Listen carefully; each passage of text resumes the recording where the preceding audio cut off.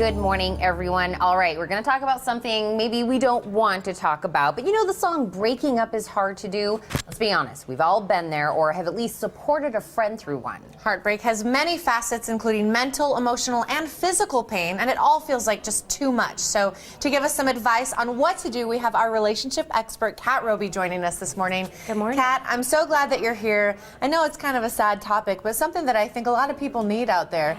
And just in reading a lot of the literature that you provided for us, it's so interesting to see why we're having so many different feelings during this. And heartbreak, it's not just being sad, it's so much more. So much more. Why are we feeling all these things? Yeah, well, first we have to start with what you had that's now lost, right? What you had was something that made you so happy and joyful and comforted. It gave you a rush of dopamine, gave you feel-good hormones. And so now that that's not there, you're looking for that over and over and over again, and that's what's keeping us connected to something that it's over. And so it's hard to grapple with that because physically we're still seeking that sensation. We're getting the stress hormones of cortisol pumping through us that's making us have all kinds of anxiety and not sleeping well and lack of appetite and all of these things where we really have to focus to stay okay, take good care of yourself while you're in this situation so that you can heal. You really have to heal through this. You're having some huge physical, emotional, mental symptoms. I love that we're being, as Heather said during the commercial break, is we were saying there is actual physical things that are happening to us. So we might think, oh, I'm just being dumb because I feel this way or that way. Your body really is reacting to what's going on. There's a chemical thing that's going on inside of us. Absolutely. So we need to acknowledge that. We need to acknowledge that, but this is where when we start getting into what you do, what you not do, this is why. Because that initial heartbreak feeling is real.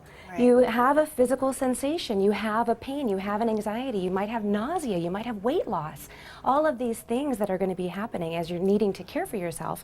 And each time you attempt to connect with the person, each time you sit and dwell on those memories or photo albums or wherever you go with it or looking at Facebook, you're ripping off that scab again and putting yourself through that process again.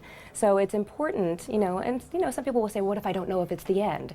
Well, okay, just tread lightly because you're going to put yourself through a bit of a meat grinder to keep opening that door and opening that door and opening that door. It's like revisiting that sadness and grief process over and over again. Well, even just sitting here talking about it, like I remember my last breakups, my palms start sweating and then, it comes back to you. So what's really important is we don't want to give ourselves those extra triggers because we're trying to heal. So what are some things we want to avoid? So it's hard, it sounds harsh, I'll put it this way, but you really want to disconnect from that person. So the more that you are looking at their Facebook or even trying to stay friends, which of course we want to do, and I think that many people are able to do that, you can't do that until you're through that heartbreak and love loss disconnect. Does that make sense?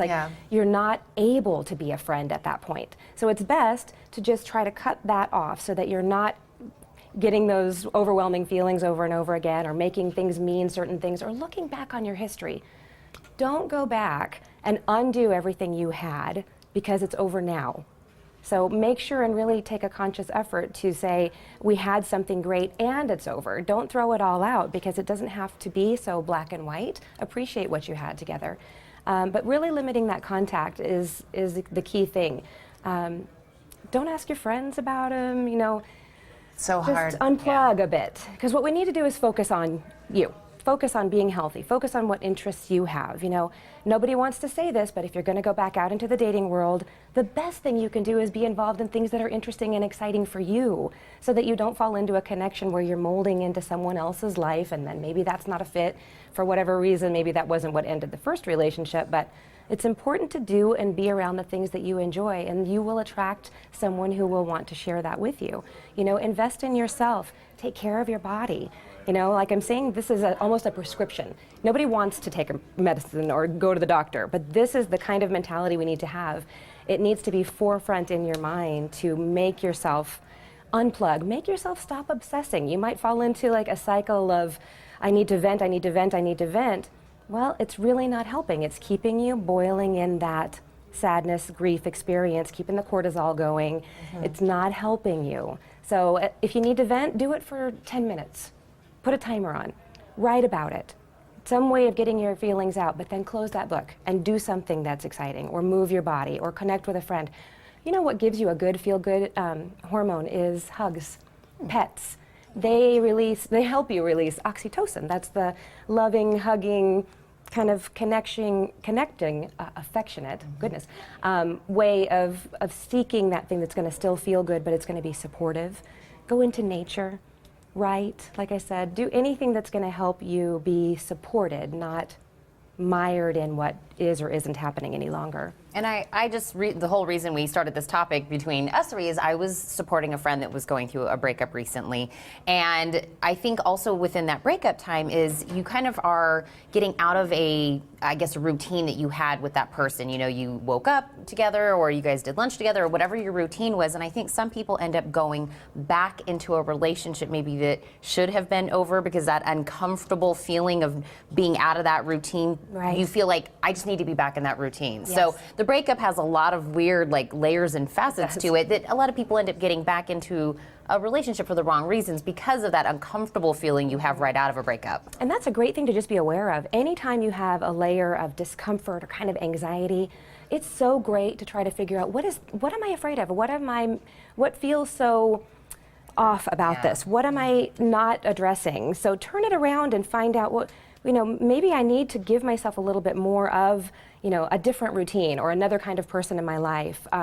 To be able to kind of push toward that anxiety and instead of letting that fear or anxiety or uncomfortableness lead you through your life, because you'll end up in the same pattern. Yeah. And I want to mention too, friends of people that are going through this, it's not useful to take sides either and to Right. bash one or the Yep. other. It's important to kind of try and support, hey, I'm here for you.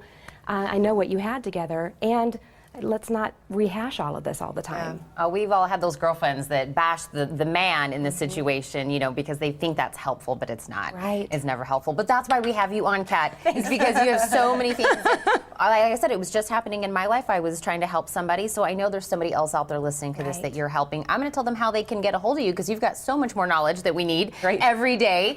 So for more relationship advice, call Kat Roby at 906-3392 or go online to robycounseling.com.